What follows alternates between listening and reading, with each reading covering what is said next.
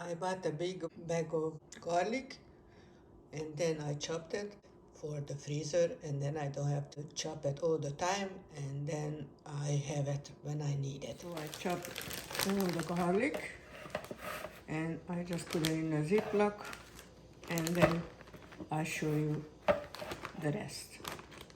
I don't put too much because I don't need. I will flatten this and I will make the lines. Get the air out like this.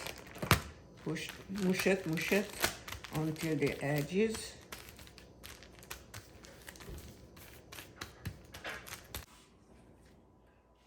You can cut it with a chopstick.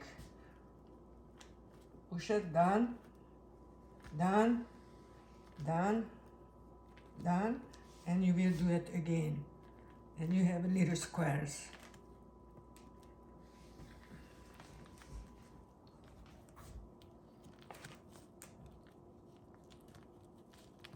That's it, and you can freeze it. And I'll show you again.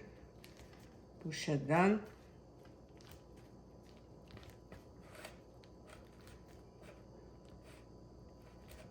And one more, I'll show you like this.